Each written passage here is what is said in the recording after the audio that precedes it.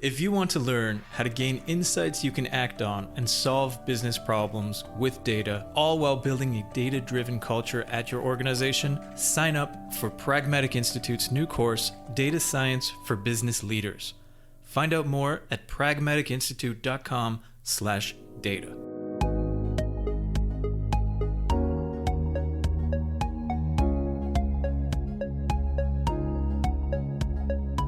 Welcome to Data Chats, a podcast by Pragmatic Institute and the Data Incubator, where we tackle data topics and trends with experts, industry leaders, instructors, and alumni.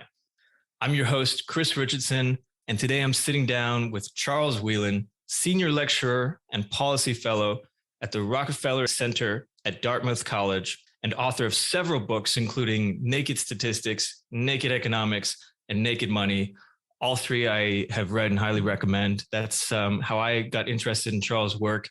And so I want to hand it over to you, Charles. Let's hear from you. I'd be really interested to know a little bit more about how you got started in stats.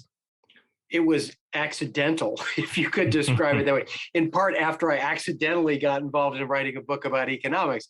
My background was more conventional journalism in the public policy field. My PhD is actually in public policy. I'm somebody who gets up thinking about healthcare and school reform and those kinds of things.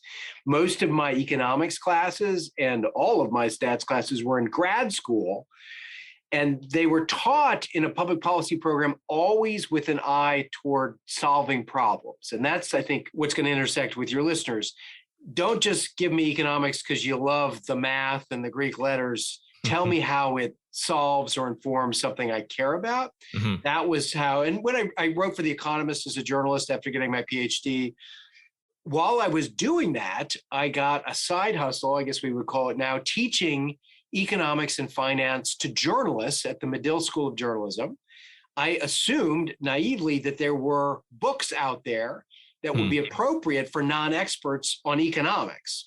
I called my agent. I had not yet written a book successfully at the time. I was trying to write a book on the gambling industry. Nobody was interested.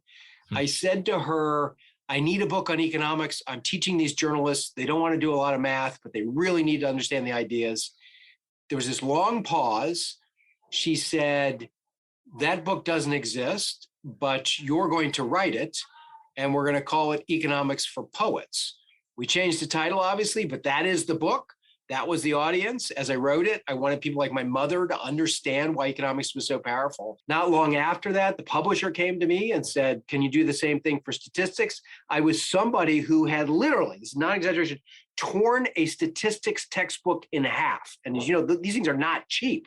It was like a $120 rampage, anger management problem, because the way it was structured is we're going to teach you how to derive coefficients, and we're going to throw Greek letters and equations. And then maybe if you make it to chapter 14, we'll give you one example of why you might care about this.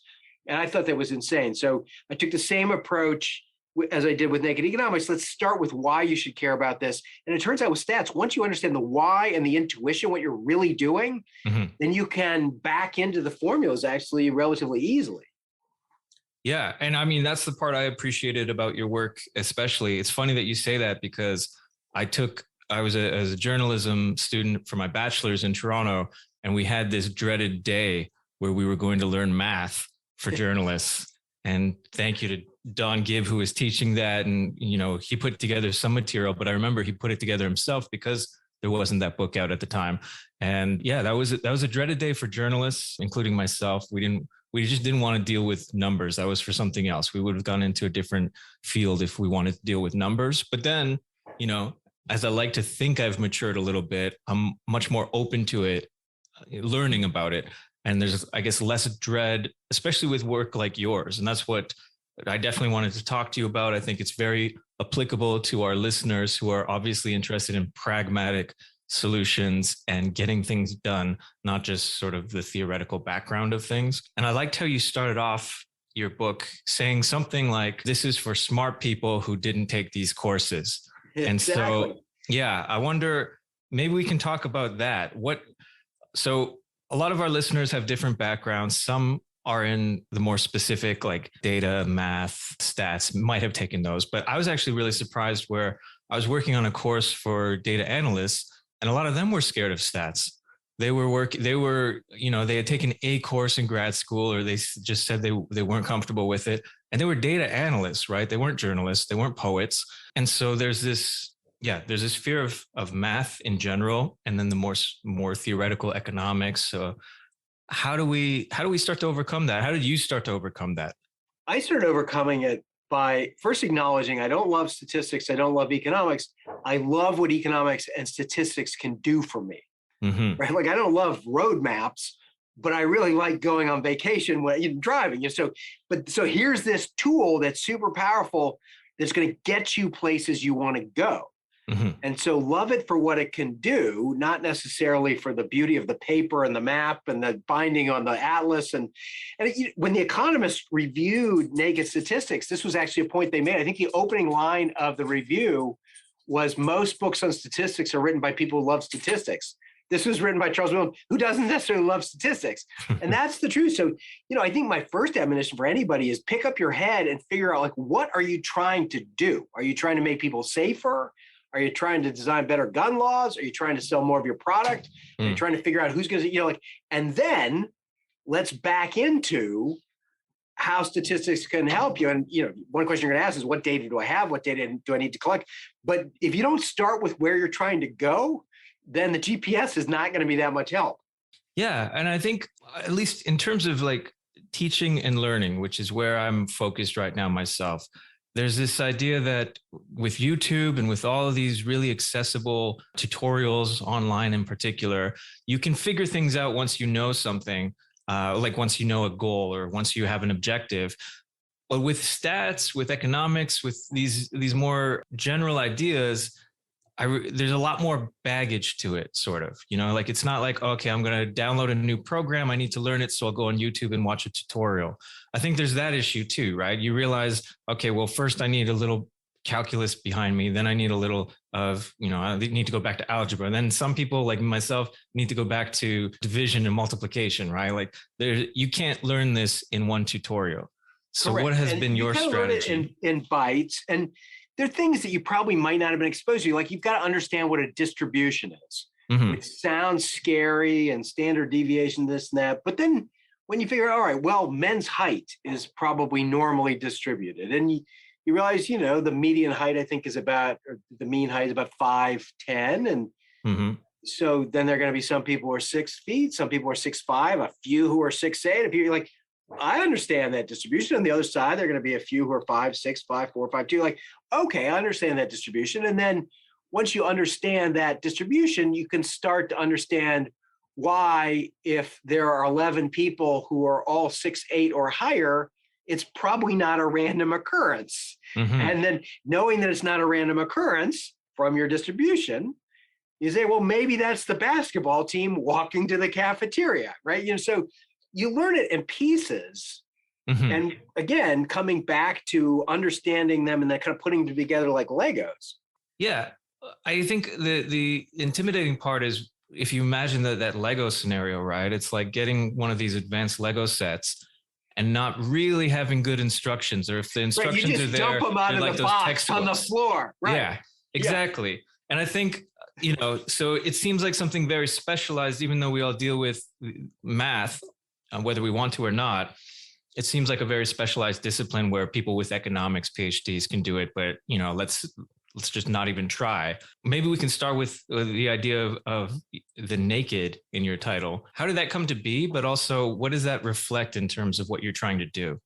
Yes, I think it was around the time that maybe Naked Juice and some other things came out. And the meaning of those products was like stripped down to their essence, no unnecessary things, no preservatives. We took that and said, okay, let's strip down economics and statistics to their essentials. Like, what are the ideas you need to understand? Like, can we strip away the preservatives of this discipline? Mm-hmm.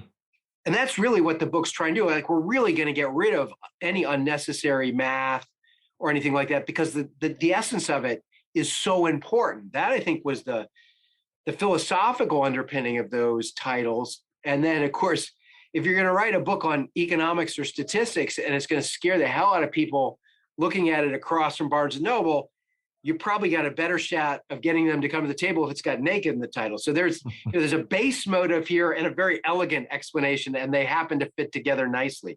Mm-hmm. And what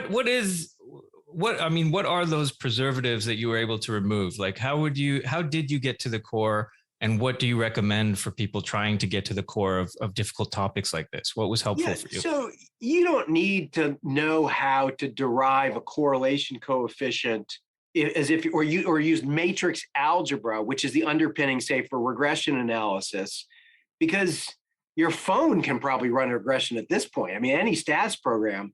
But what you really need to know is how getting the wrong data fed into a super powerful computer is going to give you a completely wrong answer. Like, if you don't understand how regression works, big picture, what could go wrong, how the independent variables predict the dependent variable, like, none of that is math. That is philosophy. Then you're going to go wildly wrong. And none of that depends on a knowledge of matrix algebra. Believe me, I have suffered through so much matrix algebra, and it still doesn't stick. So the essence there is, why does this work? How does it work? And often, most important, how can it go terribly wrong, even if you're using a powerful computer and your regression is technically correct? Yeah, and that's a perfect segue into what I wanted to ask you about in terms of business related problems, because it is not a hard sell in organizations to say we need to be more data driven. Everyone wants to be more data driven. They are, I mean, we can talk about a spectrum from no knowledge and just, doing things the way we've always done it, which isn't going to be very good for an organization typically, to, the Googles and the Apples of the world. But in general, people are trying to become more data driven in their organizations. Obviously, that relates to statistics. But how would you say it does what are some of the concrete ways in which stats needs to be thought about at an organizational level? I think, first of all, you got to appreciate what data can tell you. Like, what can we do? What information helps our business? I'll give you one of my favorite examples. It's going to feel old now, but I like it when Netflix gives me film recommendations, right? And so you kind of take that for granted. But that is a brilliant use of data, right? So what did they do? They've got information on films I like because I evaluate titles. They know what I rented. They have information on what tens of millions of other people rent and like. And then they built what's really just a fancy correlation, which is, okay, if Chris liked these 17 films and gave them 5 stars, and Charles liked 16 of those films and gave him 5 stars, how do we think he's going to feel about that 17th film that Chris gave 5 stars? He's going to like it, right? That's all they did. Now, it gets super complicated from there, but really what they said is, wow, we got a lot of data on what people like, and we can see patterns. Some people like certain films, and let's do something that provides value for our customer by taking advantage of the data and feeding recommendations. And now you see that obviously much more frequently with book recommendations and movies and the like. But I think Netflix was one of the first to really do it effectively. Yeah. And I think when you think about that at an organizational level, obviously Netflix has some amazing data scientists who have, I'm sure, PhDs and advanced knowledge of stats, algorithms, all those things that you would imagine.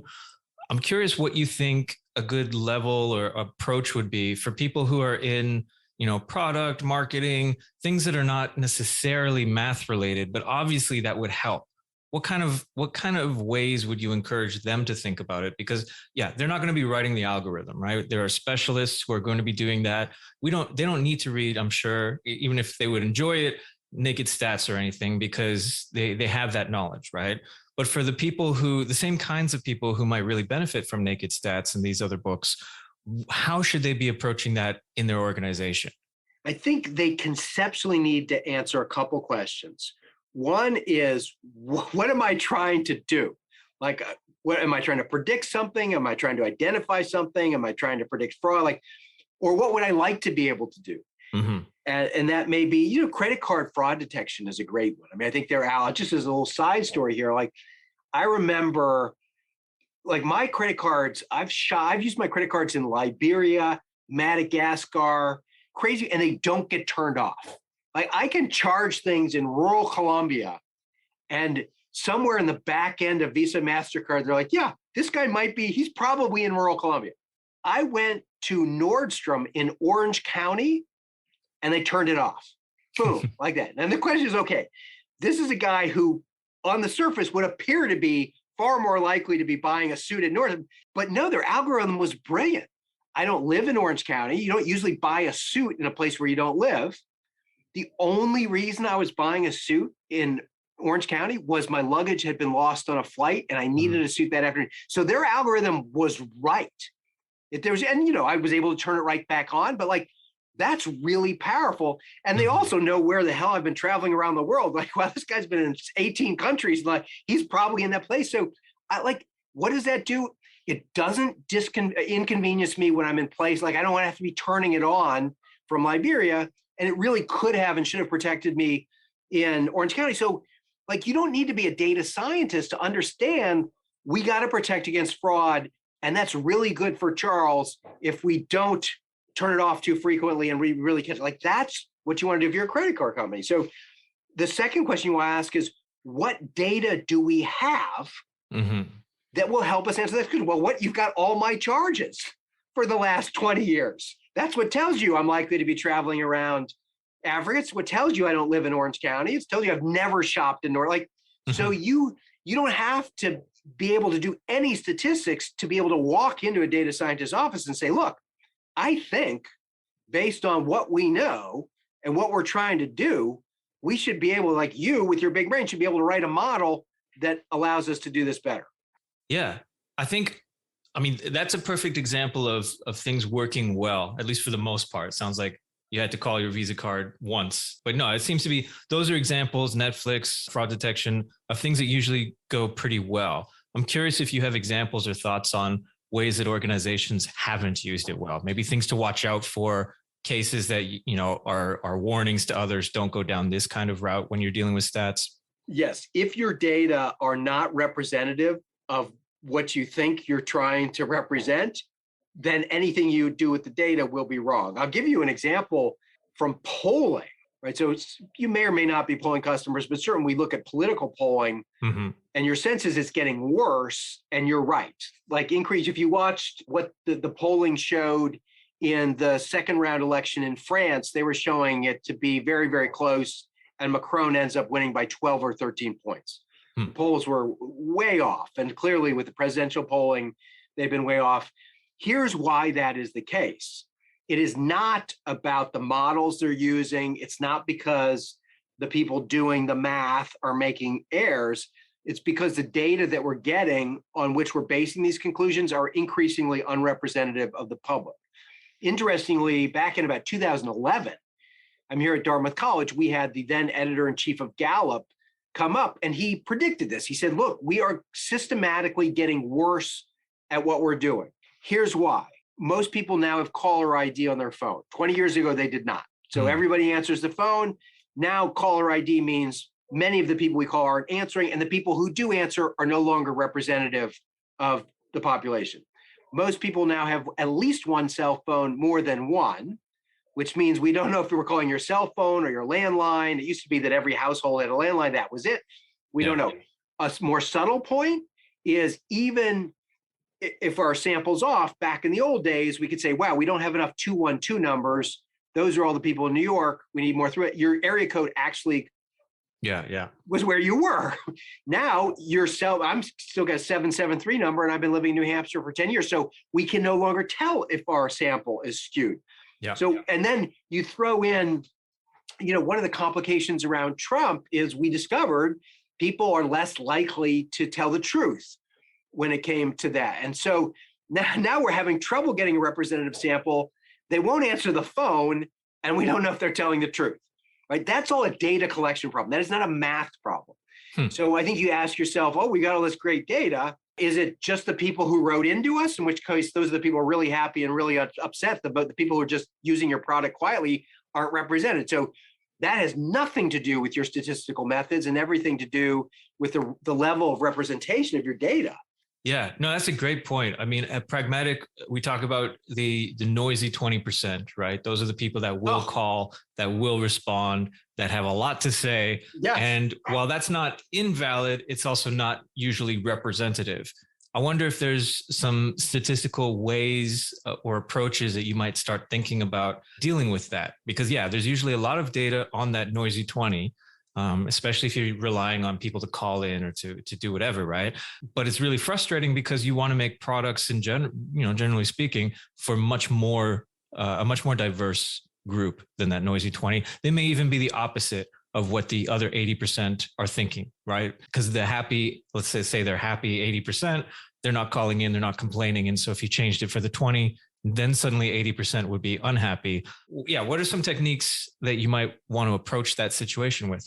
This is hard, and Gallup hasn't cracked the nut yet. In fact, back in 2011, the then editor-in-chief said they might actually have to go door to door. So ironically, they might go back to the methods of like 1940, when what skewed it was many households didn't have a phone. Yeah. Right. So I think, first of all, just relying as little as possible on self-provided data. I mean, you said you don't want to poll where, here, click online if you feel strongly about the performance of President Biden. Like, you're only going to get the 20%. You're going to get the polls. So if people are offering it up, it's super cheap. Your temptation is like, wow, you're going to get a lot of numbers, and people confuse the quantity of data with the quality. Yes. If you've got thousands and thousands of totally lousy observations, you'd rather have 15 that were actually representative. So you might actually have to pay people to get a broader cross-section.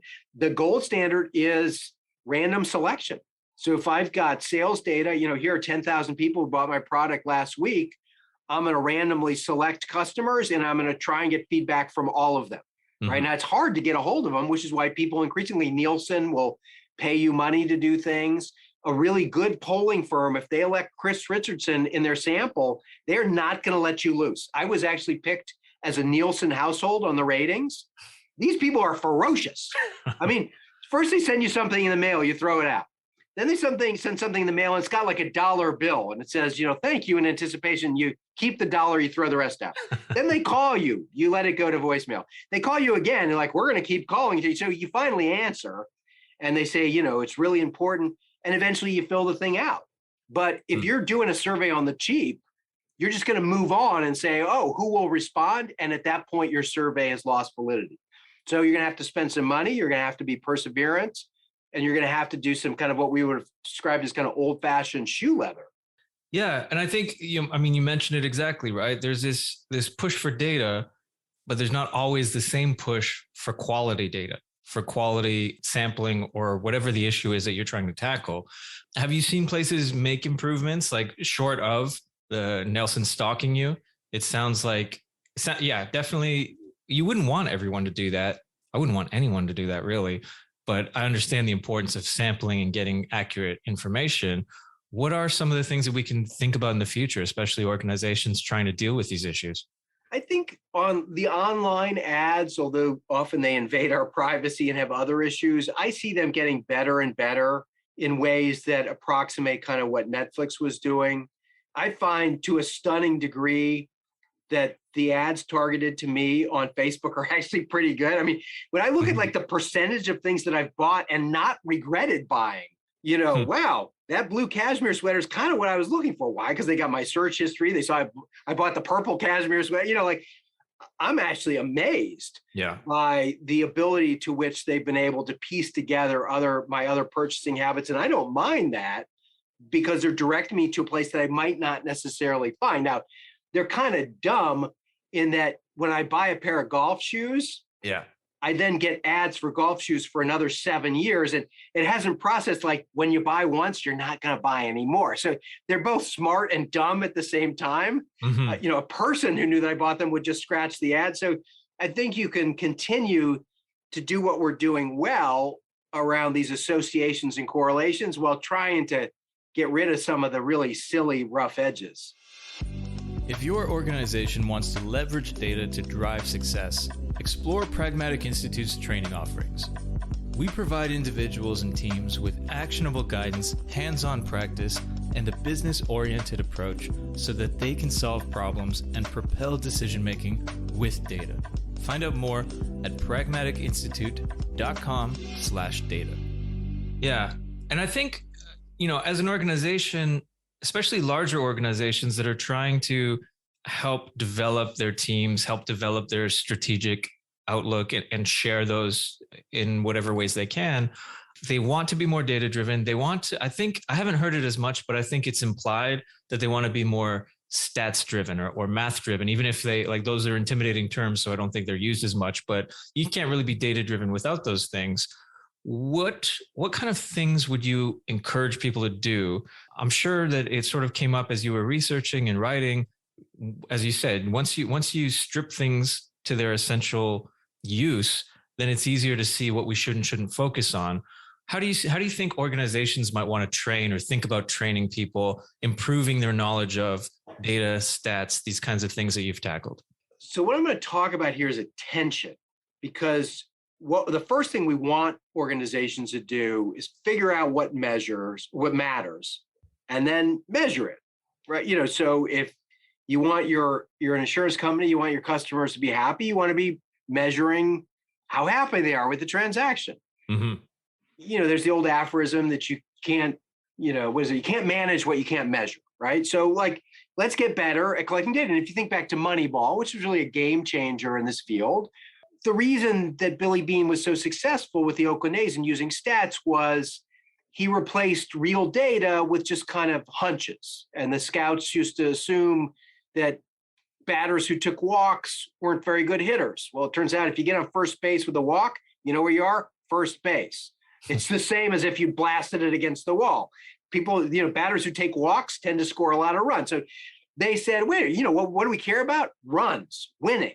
What are the things that are associated with that? Well, it turns out players who played in college are better than the promising athletes who didn't go to college, right? So they replaced supposition with data-supported conclusions.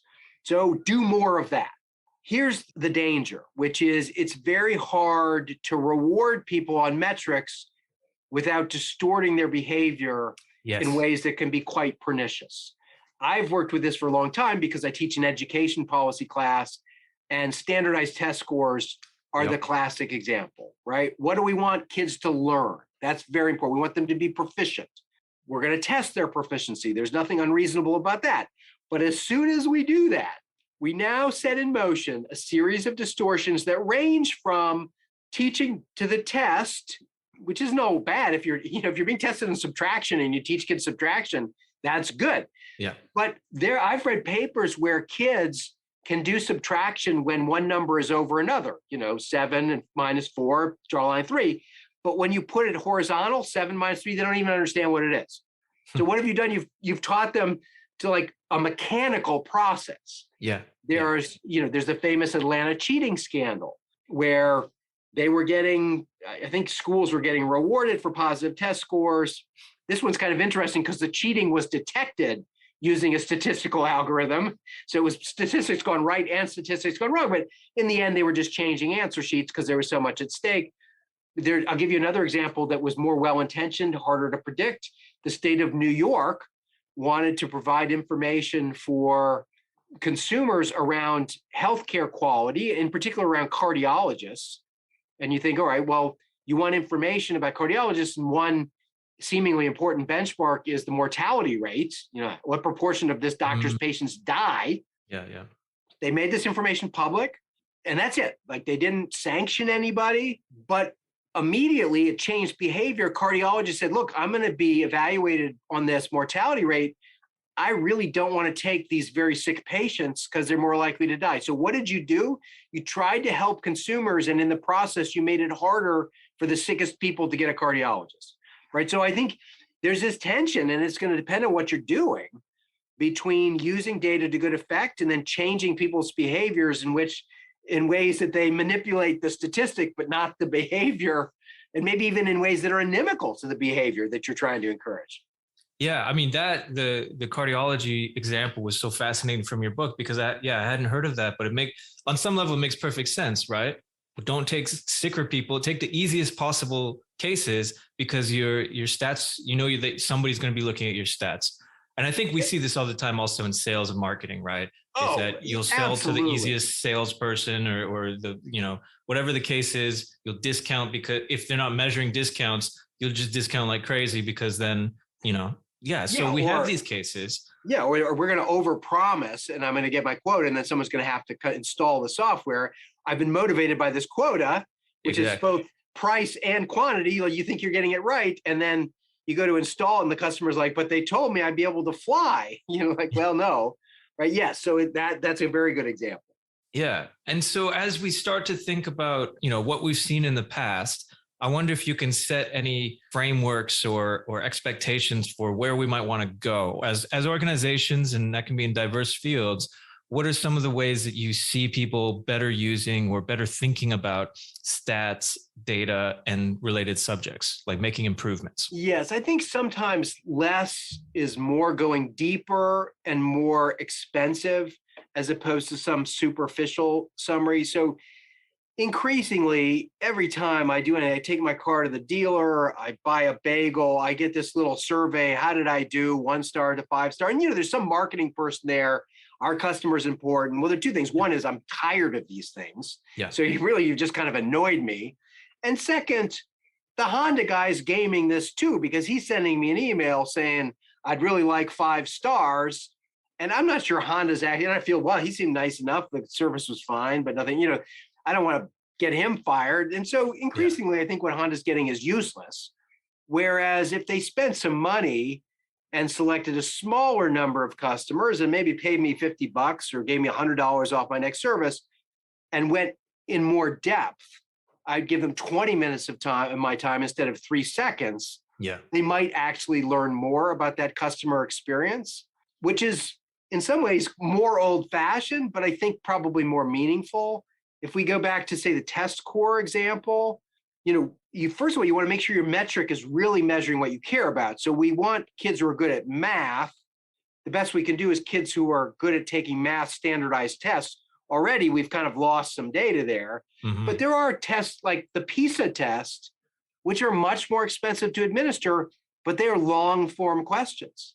So we go to a smaller sample of kids, they show the work, and you can make much more powerful inferences about the degree to which they understand what they're doing from that test, but you got to spend the money to do it. Yeah. And so I guess that's one of the main trade-offs that we have to think about, especially people who are in charge of sort of setting strategy for their organization, for their analyses. Those are some of the trade-offs. Yes. And, I think there's this temptation like, wow, I can get so much data cheaply. Mm-hmm. And, let's go back to economics. First, you get what you pay for, right? And everything involves trade-offs, right? So, we go back to the first book. And so, if you were able to get 1 million observations free, well, that's about what you paid, worth what you paid for. Yeah, that reminds me of something I heard in an earlier interview. Data is super cheap because it's so plentiful. It's everywhere. Wisdom is much more difficult to acquire, and therefore it's much more valuable. Yes. Well, that's, here I am sitting at an institution of higher education. That's what we're trying to figure out. Like, I don't need to teach you the state capitals anymore because not that we do that in college, but because you can look it up on Google. But I do need you to be able to take all this information in and make some informed, sensitive decisions. That's the harder piece to teach. Yeah, absolutely. I know I've taken up so much of your time and I really appreciate it. You have some new material out that I just wanted to touch on, let people know about. You want to say a little bit about the book that just came out, your more recent stuff? Yeah, I've got 2. I am a man, I don't know of many talents, I'm a man of different talents, I guess. Yeah. So in 2016, 2017, my family and I took off and traveled around the world for 9 years. So right before COVID, we took a family gap year. The book is called We Came, We Saw, We Left, which is about that trip. The subtitle, which I think is more telling, is 9 months, 6 continents, 3 teenagers. So this is a family memoir about a trip around the world with the whole family. And you can, no detail is unspared in the description of what went wrong there. It's not really a spoiler alert, but there were 5 total family meltdowns, which is defined as 3 people crying at once or 1 adult and 1 child. I love that data you shared. Yes, right there. There you go for quantification. That just came out in paperback, I think, this week. And then I wrote a book on writing. So in some ways, what we've talked about here is communicating clearly. Mm-hmm. And I have been a journalist, as I mentioned. I was a speechwriter twice, once for the governor of Maine, once for Mayor Daley in Chicago. I've written screenplays. I write these books. And so this is a book called Write for Your Life, which is about writing and communicating in presentation form as clearly and effectively as possible. Yeah. I look forward to checking those out because, like I said, your earlier work on the naked stats and economics and money was always something I really appreciated as someone who didn't have that background in terms of formal education, but knew that it was important and knew that I wanted to know more. And I think a lot of people probably listening share those ideas. Yeah, and I think you'll find a similarity between the econ and stats books and the writing book because they all go back to first principles. Like, what are you trying to do here? And in the case of writing, or presentations, people throw up 37 slides to no effect. Like, I'm going to dazzle you with my graphics. And really, it's like, okay, what do you want him to do? Do you want him to buy your product? And then starting with that, let's figure out the most effective way to make that happen, as opposed to starting out with the most sophisticated way of bells and whistles, which may or may not be effective. Yeah. And I think we see that all the time, right? It's great if you can do math, but if you can't communicate it, it's virtually useless. And if you are communicating, but you don't understand the math or whatever it is that you're communicating, that's also useless. And so, yeah, these things are much more interdependent than I think a lot of us want to admit who have specialized in one area or another. And it's great to think about that. With that in mind, people who are listening, who want to make some kind of improvement, they want to improve their stats, they want to learn more, they want to be more effective. What are two things that they could do tomorrow that within the next day they could make a significant impact on either their ability or their knowledge or just the way they work with and think about stats, data, and these kinds of issues?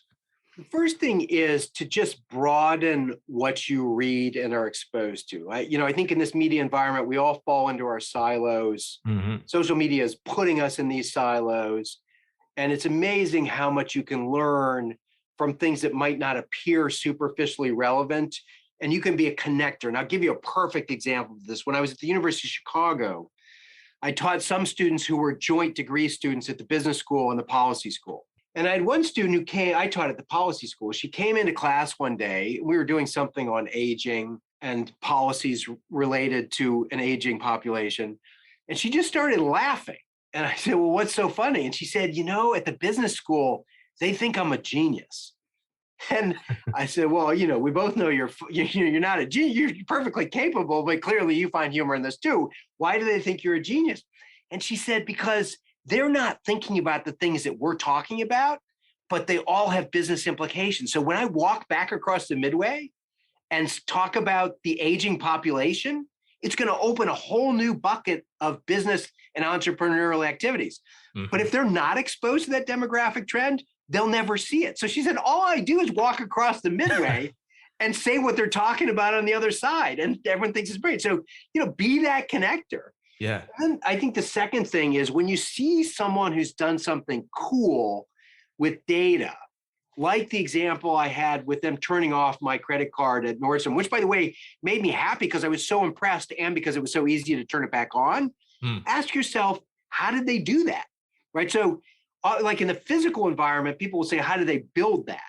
But you can do the same thing in the data environment. Like, wow, how do they know? This one's kind of on my Facebook feed. I got an advertisement and the headline, it had this guy like swinging a golf club, banging the ground. And the headline was "Stop Sucking." I mean, that's literally what it said. And I'm like, wow, how do they know that I've had such a rough couple of weeks on the golf course? Like, how did they do that? So do the same thing. Whether it's a poll, whether it's a very clever use of data, whether it's a recommendation for a product or something like that. And I think then if it's being done well, you'll gain some insights that you might be able to borrow. Yeah, that's excellent advice. Things that I try to do, but not intentionally enough, I think. And that's a great reminder to push ourselves a little bit more. Charles, for people who want to see more of your work, follow you, what do you recommend they check out? CharlesWheelan.com is where all the books are, although it's reminding me I've got to update it with the writing book, and also nakedeconomics.com. Both of those websites get you to kind of my main page, and that tells you what I got going on. Thank you so much again for joining us on this episode of Data Chats. And to our listeners, you can harness the power of your organization's data with Pragmatic Institute's newest course, Data Science for Business Leaders. Partner with data professionals to uncover business value, make informed decisions, and solve problems. Speak to our sales team about scheduling a private training tailored to your team's needs. Learn more at pragmaticinstitute.com/data.